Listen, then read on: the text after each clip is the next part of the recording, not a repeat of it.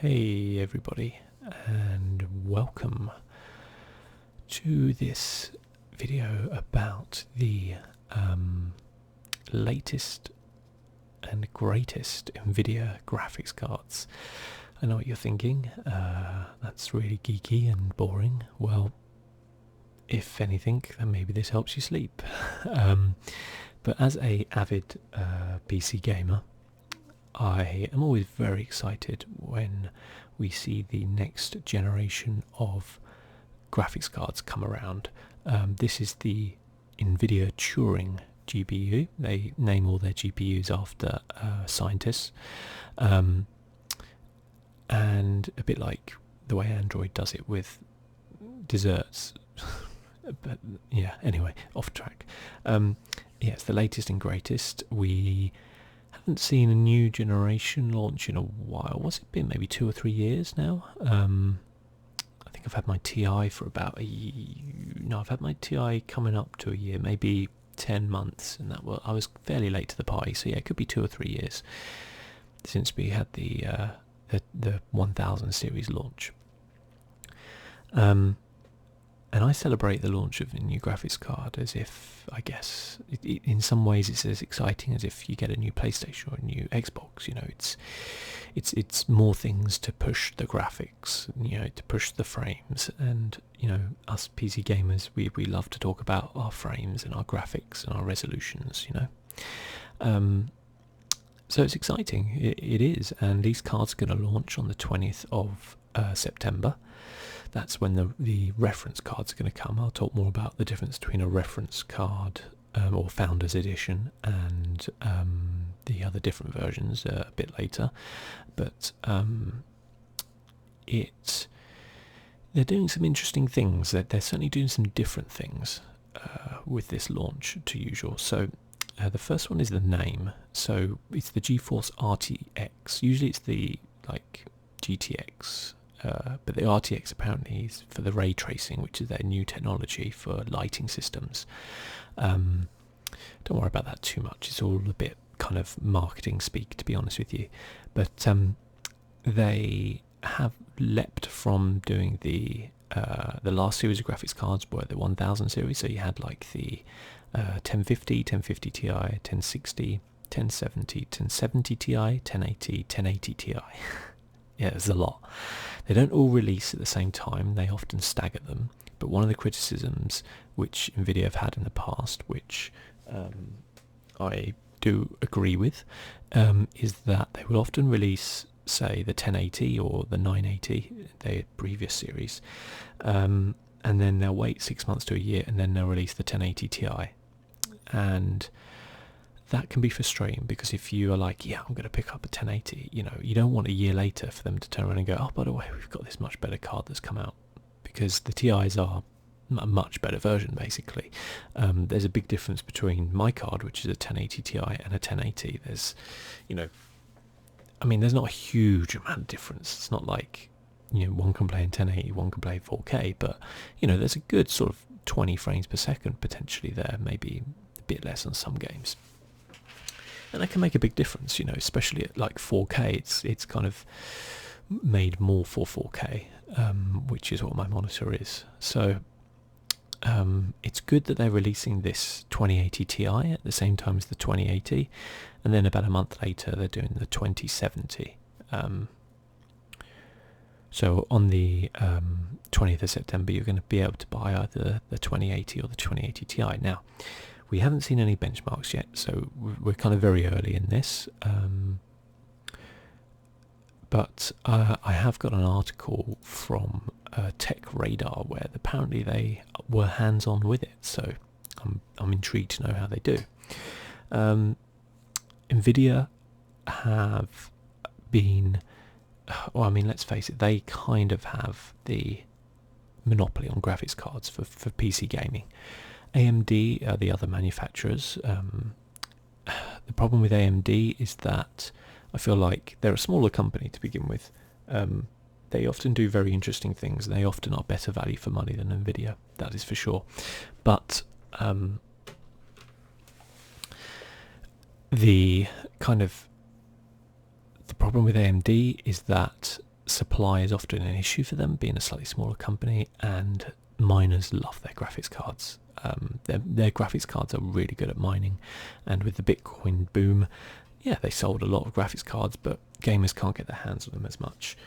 Also, sometimes you can have problems with drivers and bugs, although to be fair, in the most recent series of AMD, it was a lot better than previous versions.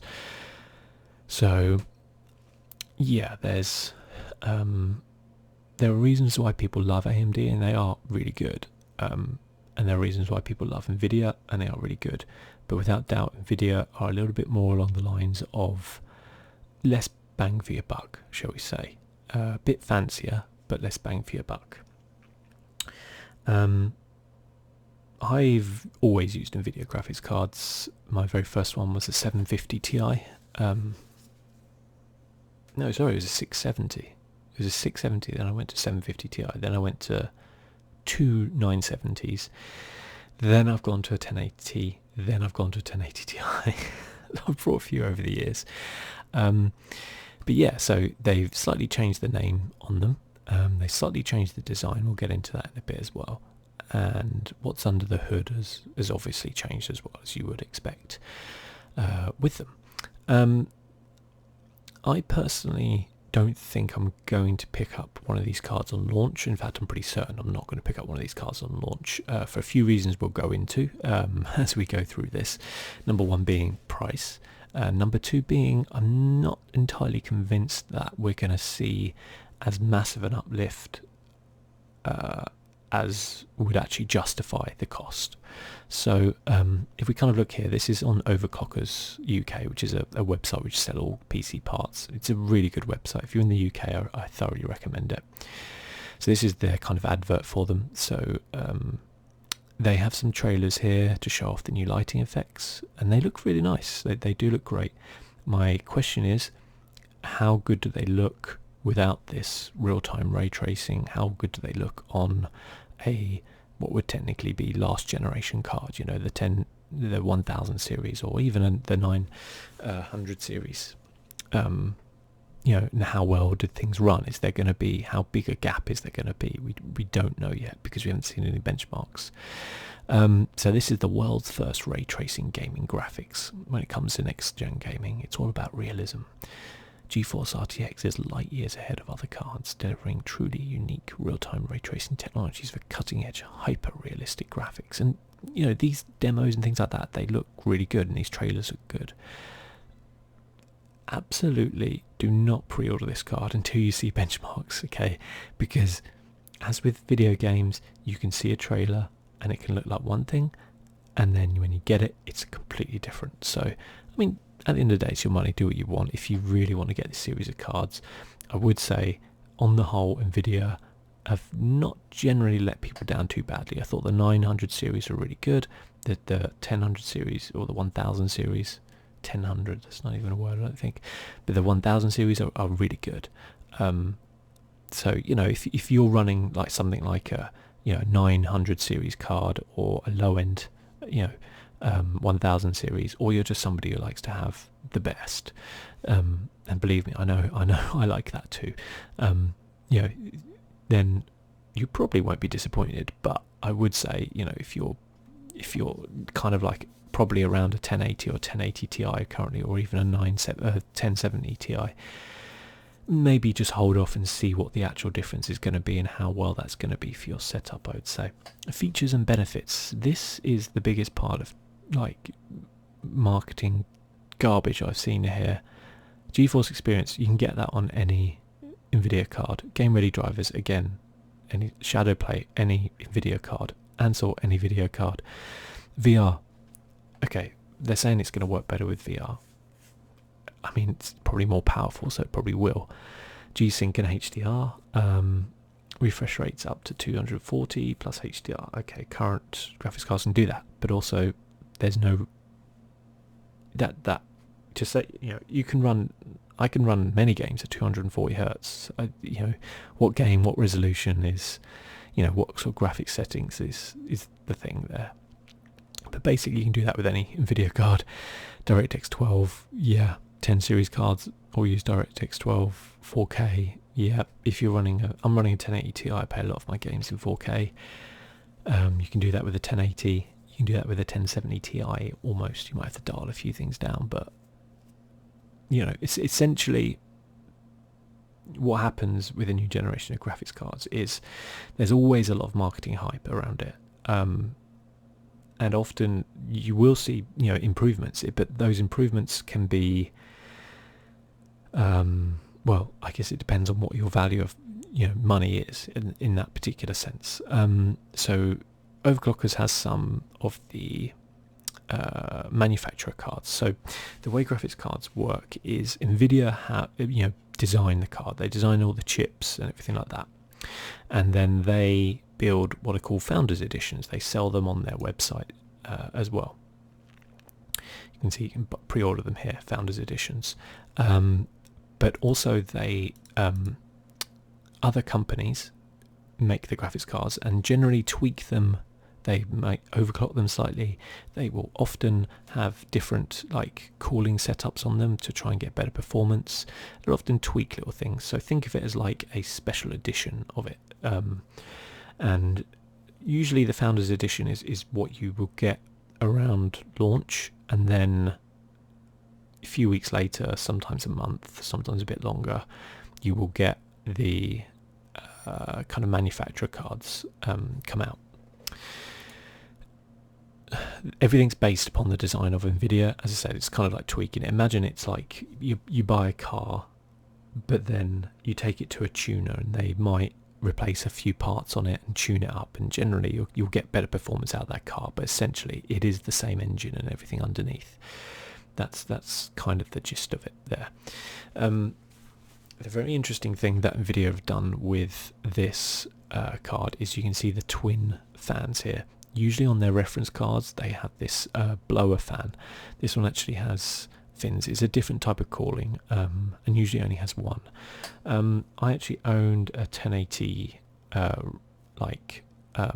Founders Edition, so the Nvidia card, and it's not bad. Like, I'd never had problems with it overheating, but some people will do, and yeah, it can be a bit of a problem. Now the Founders Edition are generally more expensive than the reference ones.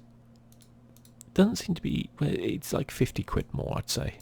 It's kind of the price people pay for that early adoption, and to be fair with the Founders Editions as well, they can often be better made, so to a high standard and quality, because when you buy, say for example, so this is my card here, which is a 1080 Ti by Gigabyte. When you buy a graphics card, you see I've clicked here 1080 Ti, there will be a wide variety of prices. So it will start off here £669 for this EVGA card, and it could go all the way up to £1,000, because they will have different levels of quality for that one card. It's kind of confusing a little bit. Now if you picked up this card here, there's absolutely nothing wrong with it whatsoever. In fact, it's a really decent card. You might just find that the boost clock is slightly lower than some other ones. Also, it might not be quite so fancy with its LEDs, and the fan setup might not be quite so good. And once you start getting to the higher end, you have actual water-cooled cards here. These are kind of like Overclocker's own water-cooled ones. You see they're over £1,000 still, even though we've announced the 2080. This is another water-cooled card, like hybrid card here. And different manufacturers will be thought of, I guess, better than some others. They're roughly all the same. For example, Asus usually does a very good Strix card. MSI are pretty good as well. I'd say Gigabyte are on the kind of mid-level. They have the Gigabyte Aorus card, which is this one, which is really good. It's actually about as expensive as mine now. It wasn't at the time. I actually paid less than that when I bought my card, so I think I only paid 700. It was on sale, so they still kept their price. Although they have come down recently because of the mining kind of falling away a little bit. But yeah, we see this new architecture, the Nvidia Turing, up to 6 times faster performance, real-time ray tracing, powerful AI enhanced graphics. So is this card 6 times more powerful than the 1080 Ti? No. This is marketing speak. There's no way they would release the card and it would be 6 times more powerful than its equivalent model from the last generation. It might be on some things, some particular like processes or calculations. It might be, but there's no way that it would be an incredible leap if that was the case. So again, kind of marketing talk there. GeForce Experience, yep, we know all that, we can get it. It's a nice looking card, I think. Often the Founders Editions are a bit kind of hit and miss, but I actually really like the way it looks. And I know that's kind of a silly thing, but if you're paying 1,100 quid for it, then you want it to look good. And that's really where my bugbear comes with it. The biggest one is the price. I mean, holy bejesus, £1,100. That is a lot of money for a graphics card. I think when the 1080 Ti came out, it was roughly around 800.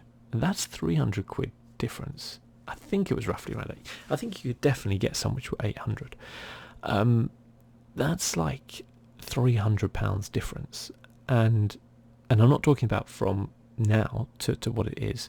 I'm talking about like from when it released. The 1080 Ti was about £800, which is again a lot of money for a graphics card, but if you are an enthusiast, you don't mind paying that.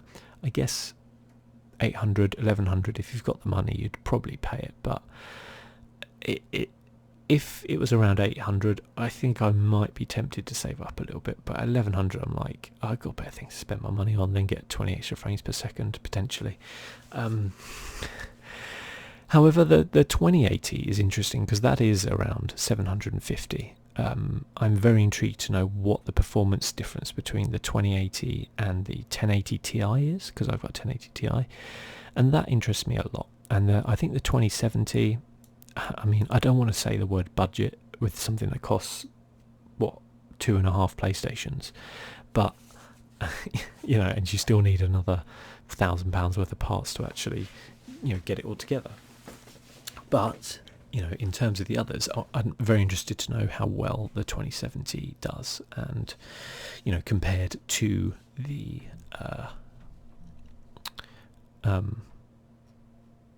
10 series graphics cards, which they have. So, yeah, the 10 series I've kind of mentioned before about what they have. Yeah, this is so... like, this is not even... This doesn't make any sense whatsoever. They're kind of graphically speak. But yeah, the if we can get a picture of what they used to look like. So this is what it used to look like. The kind of model. Oh, great pictures. There we go. Oh my god. I just kind of want to see the whole thing. Can we see? No. Honestly, unbelievable. Okay, anyway, there's a fan, circular fan there, and then it's all kind of like quite angular. It's a nice looking card, don't get me wrong. I always like the Founders Edition, but I like the way that they have done something different with this one. And the twin bow design is good as well. Often seen a bit better by some people. You know, more fans, better, right? That's how it works. It's not really how it works, but anyway. So... if we go to products, 2080 Ti,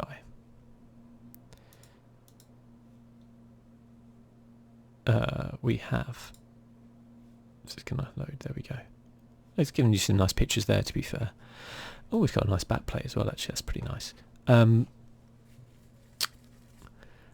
Yeah, so this here we can actually see and compare it to the 1080 Ti. So we have the,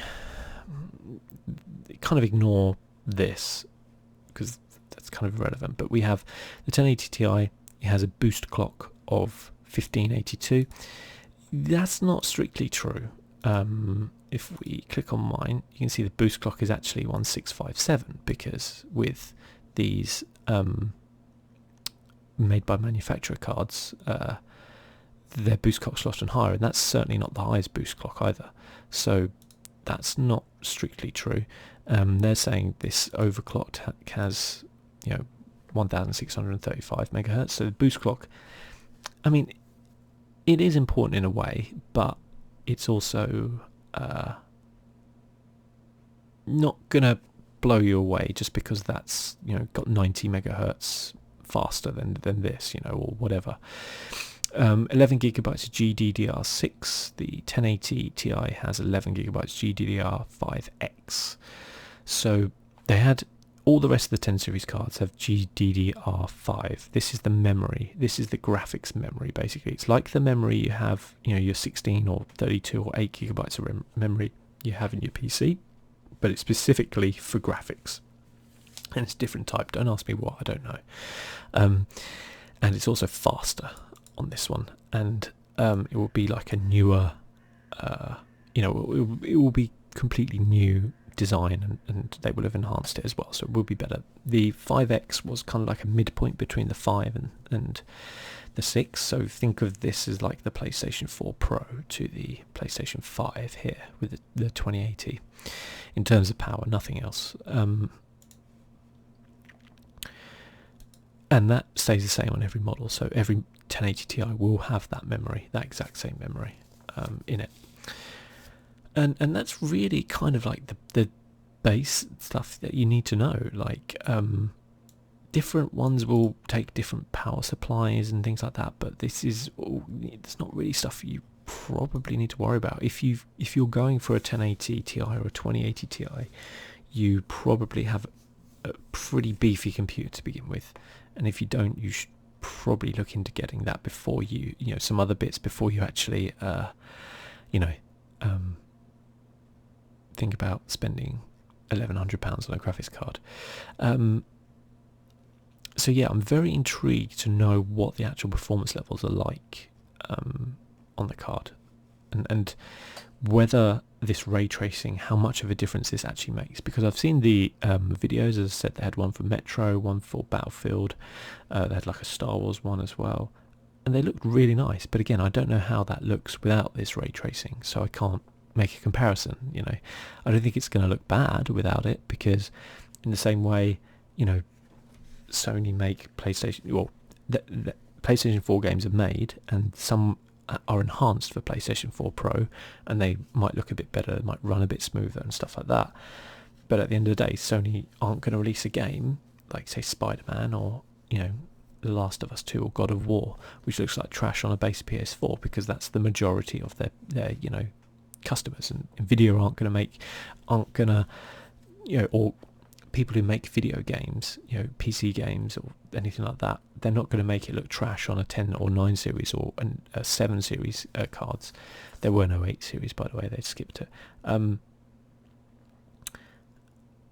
Just because they've got these new graphics cards out, because people are, not able to spend £1,100 or £600 on this new card. So very intrigued to know what the actual difference is. Here we have what's called the Nvidia NVLink. The NVLink, I don't even know what that is. Basically, what you can do if you're super rich is you can buy 2 of these cards and you can link them together. You have to pay 75 quid for this little bridge. They used to supply it for free, by the way, when they had SLI. SLI was a little bit kind of dodge. I'll go into that in a sec, actually, I'll just explain. But yeah, so you do that, you can collect both of these together, and then it doesn't technically double your performance, okay, but it should increase it. I say should because some games, when they're developed, flat out won't support it. So you can spend £2,200 on graphics cards and get the equivalent performance of one of those graphics cards at £1,100, which can be a bit infuriating. I actually had 2 970s in SLI, and some games, as I said, the majority, I'd say 90% of games would run the SLI fine, and you'd see a big boost. that 10% of games, it was incredibly frustrating because you're like, I've got this hardware and it's just not, they just haven't designed the game to run with it. So again, this is kind of for the super rich. Okay, and I'm not even talking about the rich people who can afford to spend £1,100 on a card. I'm talking about them who are going to just buy like 2 or, God forbid, 4 of them to link. Look, you can get a 4 slot to link up, and I'll be certainly intrigued to see what performance levels you can get out of that, because you can link up 4 1080 Ti's now, or 4 Titans, which is the the bigger one, but like there's nothing really that's going to work that well with it at the minute. It's kind of weird. You can only go up to 4K really. Well, you can go up to a bit more, I guess, but not that much more. So yeah, it would be interesting to kind of see what we're going to get. Now, I was talking about this Tech Radar article, which I was just reading, because so our early verdict, which is interesting. So they said they've kind of got their hands on it, which I find is interesting. I couldn't see anybody else who had done this, so it's interesting. The bits that I kind of had a look at were, they talk about the blower coolers, which are the old style coolers, the performance of it. So although we haven't had the chance to benchmark the card thoroughly, we did get to play multiple PC games at 4K and in excess of 60 frames per second. As somebody who owns a 1080 Ti, I can get in excess of 60 frames per second. So, I mean, it doesn't tell you anything because you don't know. You know it runs at 4K resolution, 60 frames per second, but there's so many different options you can turn on and not off, which will directly affect the way it looks and the frames per second you're going to get. So, yeah, I'd take that with a pinch of salt. Unfortunately, due to multiple non-disclosure agreements we signed, we can only tell you that Shadow of the Tomb Raider looks stunning with ray tracing turned on. Thanks to Nvidia's RTX technology, shadows do indeed look more realistic, with different intensities everywhere depicted in a stony ruin in the rainforest. We also gawked at the walls, looking them shimmer, as light reflected and refracted off them. So it does sound like the lighting is really good. My other problem with that is how many of these developers are going to use it. How much is it? So anybody who owns an Nvidia card will probably sigh when someone turns around and goes, "Oh, Nvidia Hairworks, blah blah blah. We've got Nvidia Hairworks in our game," because I just turn that stuff off. It looks trash, in my opinion. So, people are saying this ray tracing looks good, but games look good anyway. I don't know. It sounds like it's could be one of those ones where it's like, is it worth spending £1,100 on to get, a little bit of extra lighting? I guess to some people it is. I don't know. So in terms of frame rate, Shadow of the Tomb Raider ran at a mostly consistent 50 to 57 frames per second, which is impressive given the game is running on a single GPU and in such an early state on top of all the new ray tracing techniques. Okay, firstly I would say that's not impressive at all. That's worrying. If you can't get 60 frames per second on a brand new card on a game that is coming out in September, that either means the game is incredibly badly optimized, and they have said in such an early state. I can run Rise of the Tomb Raider in 4K and get 60 frames per second. That game is a couple of years old, but so is my graphics card. So I'm confused as to why it sounds good that you can play Shadow of the Tomb Raider at 50 to 57. Yeah, that confuses me. That doesn't sound good at all. In fact, that worries me about Shadow of the Tomb Raider. I might have to play that in 1080p or something because it's going to be so demanding. And how much of that is the new ray tracing techniques? Do they really tank it? Like the thing about Nvidia Hairworks, I was saying, was it tanks your frame rate. You will lose like 10 frames per second for turning it on just to make someone's hair look supposedly a bit better when it doesn't generally look that much better. So yeah, how much you lose there? That kind of paragraph there, sentence there, puts me off the card in itself. I'm like, whoa. If I'm going to spend £1,100 on a card in 2018, I damn well want it to run 4K 60 frames per second, if not more, I know a lot of people might be saying, oh, hang on a second, my PlayStation or my Xbox One X runs 4K at 60 frames per second. It's not. It's a different type of 4K. I know that's confusing, but PC have so many more lighting and graphical options turned on. Certainly the Xbox One X does a brilliant job, but it's nowhere near the power of, something like this. And that's fine, because they use all sorts of tricks and they're very clever with what they do to kind of do it, whereas these PC graphics cards are kind of more about brute power sometimes. So yeah, whether you're a PC gamer who is waiting in the wings for a more powerful graphics card or you truly believe in Nvidia's vision of ray-traced future, the GeForce RTX 2080 Ti is already looking like the world's most powerful graphics card in the world regardless. Man, they really need to hire somebody who can write properly. It's already looking like the world's most powerful graphics card in the world. They did that in a hurry, didn't they, just to get this up for the clicks. Well, I guess that's fine. Of course it's the world's most powerful graphics card. Why wouldn't it be the world's most powerful graphics card? If Nvidia released the 2080 and they were like, yeah, it's not as powerful as the 1080s, that would be insane. So yeah, they're saying they're going to kind of review it later, but there's a few things in there which do worry me a little bit. The frequency of it is not that high. I mean, if we take, for example, the core clock's 1544 and the boost clock's 1657. Let's pick up a 9. Oh, I don't even know if we can pick up a 980 at the minute. So I don't even know. I can't compare. I was going to compare it to the 980. See what the jump was between the 1080 and the 980 Ti. But my girlfriend runs a 980 Ti, and she's playing things at 2K, 60 frames per second, no problem. She got a 2K monitor. I'm not saying this is a bad graphics card or anything, but my God, that's a lot of money. Even the 50 quid slightly cheaper version, it just feels like too much, doesn't it?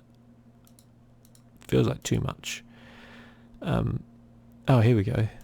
World's first ray. So they're saying that's what you get with the ray tracing, that you get those reflections, or you don't get those reflections without it. That's what you get. You just get shadows and a little bit there.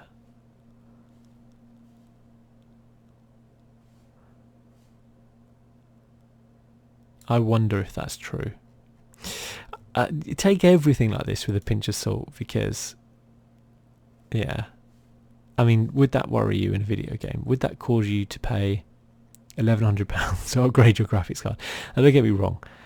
Technically, it wouldn't cost me £1,100 to upgrade my graphics card, because obviously I'd sell my card, maybe £700-800. So then you'd be looking at, well, it's going to cost you £300, maybe a bit less, £300-400, say, to upgrade.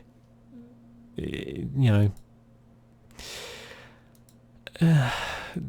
doesn't quite appeal to me. If it was like 100, 200, I'd be like, yeah, maybe that appeals. And I like the way this is designed. I like the way it looks. And there's some big games coming out soon. Not only these, you've got things like, I'm sure Division 2 is going to look great and incorporate some stuff and all that type of stuff. I'm sure it's going to look good. But yeah, I'm excited, but also I want to see those numbers. That's the kind of thing I want to see. They had another article here. The RTX 2080 Ti versus Nvidia GeForce 1080 Ti, which, the 1080 launched for 700 quid. There you go.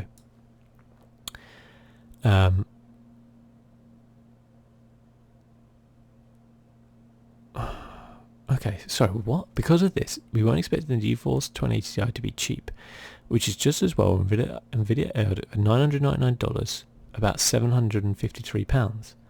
I think Nvidia would disagree with you, and so would every supplier. You're not going to pick up a 2080. Maybe they mean the 2080, not the 2080 Ti. That's weird.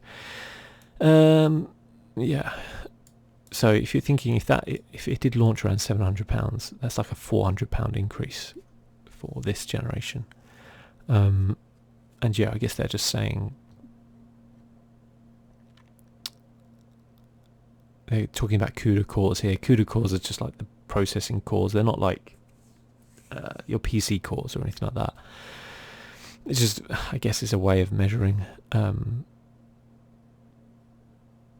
Yeah, it doesn't look like a huge jump to me, but we'll see. So they're saying great all-round performance, makes 4K gaming viable. I mean, the 1080 Ti makes 4K gaming viable, trust me. Classy design, quite cooler. So have they seen how loud it is? That's interesting as well.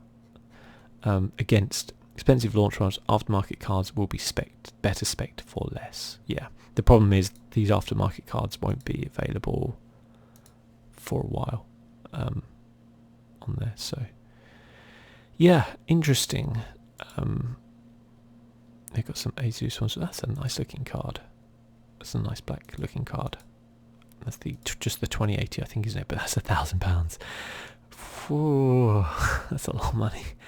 So yeah, I don't think I'm going to pick up one of these personally. I'm very happy with my 1080. Obviously, if something happened to it, I might look, but I don't expect it to. I've only had it for a year, and it was brand new when I picked it up, as I said.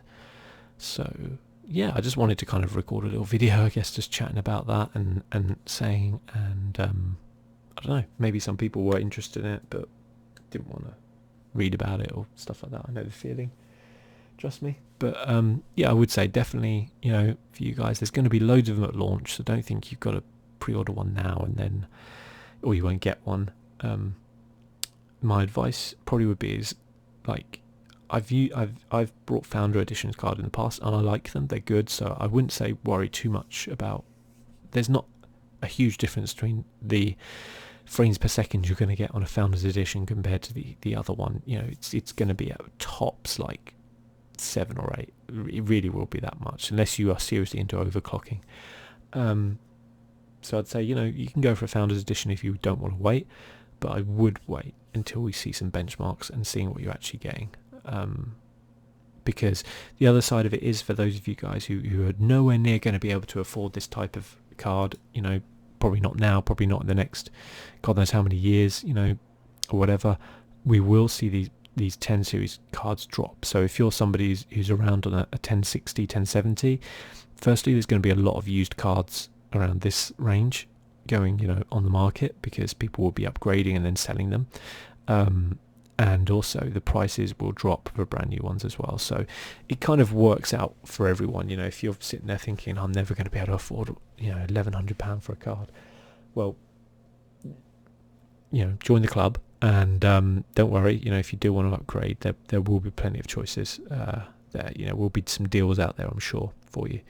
So yeah, thank you so much for just kind of watching this. Just wanted to kind of do that little one.